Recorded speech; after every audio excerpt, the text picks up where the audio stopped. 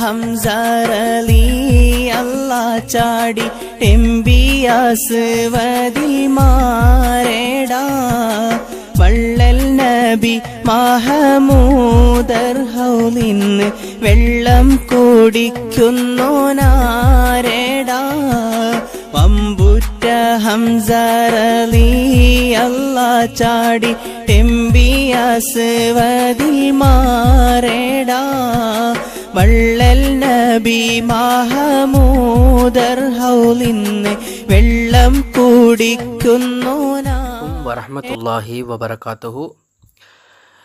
நாங்கள் இப்பொழுது பார்க்க இருப்பது உஹது போர் நடைபெற்ற இடத்தை நாம் பார்த்து கொண்டிருக்கிறோம்.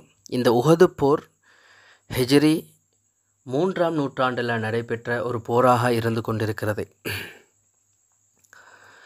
இஸ்லாத்தினுடைய முதல் வெற்றி பத்ர் போரில் முஸ்லிம்களுக்காக வேண்டி அல்லாஹு தாலா வழங்கியிருந்தான். அதே வேகத்தோடு காஃபிர்கள் 3000 பேர்கள் திரள்கிறார்கள். குறைஷி காஃபிர்களிடத்தில் இருந்த ஒரு முக்கியமான வேகம் தான் என்ன தெரியுமா? தான் கண்ட தோல்வியை திரும்ப வெற்றியாக மாற்ற வேண்டும் என்ற ஒரு ஹவாவோடு அவர்கள் அலைந்தார்கள். அப்படி இருக்கின்ற பொழுது அபூ சுஃபியான் ரதியல்லாஹு தஆலா அவர்கள் பிறகு இஸ்லாத்தை ஏற்றுக்கொள்கின்றார்கள். அவர்களுடைய தலைமையில் உஹது போர் அவர்களுடைய காஃபிர்கள் 3000 பேர்களோடு ஆரம்பமாகிறது. உஹது மலை அடிவாரத்தில் இந்த போர் சிந்திக்கப்பட்டு அந்த போர் நடைபெற ஏற்பாடு செய்யப்படுகின்றது. இப்பொழுது சஹாபாக்களுடைய புறமாக 1000 பேர்கள் முஸ்அப் பின் உமர் ரதியல்லாஹு தஆலா அவர்களுடைய தலைமையில் ரசூல் ஸல்லல்லாஹு அலைஹி வஸல்லம் அன்னவர்கள் தீர்மானிக்கின்றார்கள். பல சஹாபாக்கள் மதீனாவுக்குள் இந்த யுத்தத்தை வைத்துக்கொள்ளலாம் என்று சொன்னாலும் கூட ஸல்லல்லாஹு அலைஹி வஸல்லம் அன்னவர்கள் தீர்மானிக்கின்றார்கள், உஹதுடைய மலை அடிவாரத்தில் இந்த யுத்தத்தை செய்யலாம் என்று ஸல்லல்லாஹு அலைஹி வஸல்லம் அன்னவர்கள் தீர்மானிக்கின்றார்கள். இப்பொழுது ஜுமாவினுடைய தொழுகையை முடித்து கொண்டு ஸல்லல்லாஹு அலைஹி வஸல்லம் அன்னவர்கள் கவசத்தை போட்டுக்கொண்டு வெளியே வந்து அப்படியே 1000 பேர்களோடு உஹது மலை அடிவாரம் பக்கமாக வந்து கொண்டிருக்கின்ற பொழுது இடையில் ஒரு முனாஃபிக் இந்த கூட்டத்தில் இருந்த 1000 பேர்களில் 300 பேர்களை திசை திருப்புகின்றான். மதீனாவில் தான் யுத்தம் நடைபெற இருக்கின்றது என்று திசை திருப்பி கொண்டு செல்லுகின்றான். இப்பொழுது உஹது மலை அடிவாரத்தில் முஸ்அப் பின் உமர் ரதியல்லாஹு அன்ஹுடைய தலைமையில் அவர்களுடைய கையில் அந்த கொடி கொடுக்கப்படுகின்றது. சனிக்கிழமை காலையில் இந்த யுத்தம் ஆரம்பிக்கப்படுகின்றது. ஸல்லல்லாஹு அலைஹி வஸல்லம் அன்னவர்கள் குறிப்பாக ஒரு விடயத்தை செய்கின்றார்கள். ஜபலு ருமாத் என்று சொல்லுகின்ற இடத்தில் அம்பு வீசக்கூடிய 50 சஹாபாக்களை நிறுத்தி அந்த இடத்தில் இருக்குமாறு பணிக்கின்றார்கள். அந்த இடத்திற்கு அமீராக அப்துல்லா பின் ஜுபைர் ரதியல்லாஹு அன்ஹு அவர்களை அந்த இடத்தில் அதிகாரியாக அவர்கள் நியமிக்கின்றார்கள். இப்படி யுத்தம் ஆரம்பிக்கப்படுகின்றது. அஸ்ஸலாமு அலைக்கும் வரஹ்மத்துல்லாஹி தஆலா வபரகாத்துஹு. நாங்கள் உஹது மலை அடிவாரத்தில் இருக்கிறோம். இந்த இடத்துல தான் உஹது யுத்தம் நடந்துச்சு. அப்படியே நீங்கள் இங்கே பார்க்கலாம். இது ஹம்ஸா ரலியல்லாஹு தஆலா அவர்களுடைய அடக்கஸ்தலம். அதே போல் உஹது யுத்தத்தில் ஷஹீதாக்கப்பட்டவர்களுடைய அடக்கஸ்தலம் இருக்குது. அதே போல் அந்த உஹது யுத்தத்தில் முக்கியமான ஒரு விஷயம், அந்த மலை ஒன்றில் சஹாபாக்களை நிறுத்தி வச்சாங்க ரசூல் ஸல்லல்லாஹு அலைஹி வஸல்லம். அந்த மலை தான் அங்கே இருக்கிற மலை, அதில் மக்கள் ஏறிக்கொண்டிருக்கிறாங்க. இந்த இடத்துல அல்லாஹு தாலாவுடைய ரஹ்மத் இருக்குது.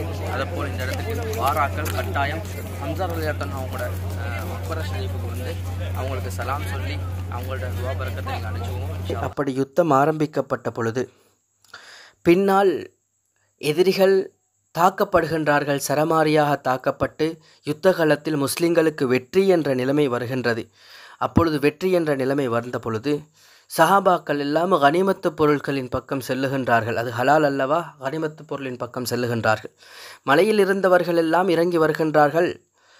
அமீராக இருந்த அப்துல்லா பின் ஜுபைர் ரதியல்லாஹு அன்ஹு அவர்கள் சொல்லுகின்றார்கள், ஸல்லல்லாஹு அலைஹி வஸல்லம் அன்னவர்கள் சொன்ன மாதிரி இந்த இடத்துல இருப்போம், இன்னும் யுத்தம் முடியவில்லை என்று சொல்லுகின்றார்கள். அப்பொழுது சொல்லுகின்றார்கள், கனிமத்து பொருள்களை சஹாபாக்கள் சேகரிக்கின்றார்கள், யுத்தம் முடிந்து விட்டது, எமக்கும் ஹலால் அல்லவா என்று அங்கிருந்த சஹாபாக்கள் சிலர் இறங்கி வருகின்றார்கள்.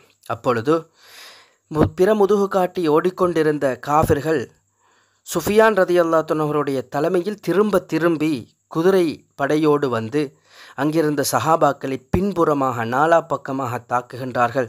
அந்த இடத்தில் பலரும் யார் யார் என்று தெரியாமல் தடுமாறிக்கொண்டிருக்கின்ற வேளையில் ஸல்லல்லாஹு அலைஹி வஸல்லம் மன்னவர்களையும் தாக்குகின்றார்கள். அந்த இடத்தில் 16 சஹாபாக்கள் ரசூலுல்லாவை பாதுகாக்கின்றார்கள். ஈட்டி சரமாரியாக வீசப்படுகின்றதே. தல்ஹா ரலியல்லாஹு அன்ஹு அவர்கள் தன்னுடைய கைகளினால் ஈட்டியை தவிர்த்து கொண்டிருக்கின்றார்கள். அப்படி தவிர்த்து அவர்களுடைய 4 விரல்கள் கீழே விழுகின்றது. அப்படியே ரசூல் ஸல்லல்லாஹு அலைஹி வஸல்லம் மன்னவர்களுடைய கவசத்தினூடாக உடம்பிலும் ஒரு ஈட்டி படுகின்றது. அந்த ஈட்டிப்பட்டு ஸல்லல்லாஹு அலைஹி வஸல்லம் மன்னவர்களுடைய தாடையினூடாக 2 பற்களை அந்த இடத்தில் ஷஹீதாக்கப்படுகின்றது. அப்பொழுது ஒரு சஹாபி அந்த பல்லுக்கு பட்டிருக்கின்ற ஈட்டியை தன்னுடைய வாயினால் கலட்டி ஓரமாக்கின்றார்கள். முஸ்அப் பின் உமர் ரலியல்லாஹு அன்ஹு அவர்கள் தன்னுடைய கைகளினால் அந்த அவர்களுடைய குடியை உயர்த்தி பிடித்து கொண்டிருக்கின்றார்கள். சரமாரியாக தாக்கி அவர்களுடைய கையை வெட்டுகின்றார்கள். அடுத்த கையையும் வெட்டுகின்றார்கள். கால்களையும் வெட்டுகின்றார்கள். நெஞ்சினால் இரத்தத்தோடு சுமந்து கொண்டிருக்கின்றார்கள். அந்த இடத்தில் அவர்கள் ஷஹீதாக்கப்படுகின்றார்கள். குறிப்பாக இந்த யுத்தத்தில் ஹம்ஸா ரலியல்லாஹு அன்ஹு அவர்களை பழி தீர்ப்பதற்காக வேண்டி ஹிந்தா வஹசி என்ற அந்த ஈட்டி வீசக்கூடியவனை வலை விரித்து அவனை அழைத்து கொண்டு வந்து இவர்களிடத்தில் ஒரு ஈட்டியை கொடுத்து ஹம்ஸா ரலியல்லாஹு அன்ஹு அவர்களுடைய மேனியில் எறிந்து அவர்களுடைய உடம்பை பிளந்து அவர்களுடைய ஈரக்கொலையை எடுத்து கடித்து துப்பி அவர்களுடைய குடலை எடுத்து அவனுடைய மேனியில் போட்டுக்கொள்கின்றான். தன்னுடைய தந்தையினுடைய அந்த பத்ர் போர்க்களத்தில் நடந்த அந்த சம்பவத்திற்கு பழி தீர்த்து கொள்கின்றான். இந்த யுத்தத்தில் இன்னும் ஒரு குறிப்பான விடயம், 3 சஹாபி பெண்மணிகள் கலந்து கொண்டார்கள். அம்மாரா ரலியல்லாஹு அன்ஹா, அதே போன்று ஆயிஷா ரலியல்லாஹு அன்ஹா, அதே போன்று உம்மு சல்மா ரலியல்லாஹு அன்ஹா. இப்பொழுது சஹாபாக்கள் ஸல்லல்லாஹு அலைஹி வஸல்லம் மன்னவர்கள் கொலை செய்யப்பட்டு விட்டார்கள் என்று திரும்பி செல்லுகின்ற பொழுது இந்த சஹாபி பெண்மணிகள் சொல்லுகின்றார்கள், எங்கே போகின்றீர்கள்?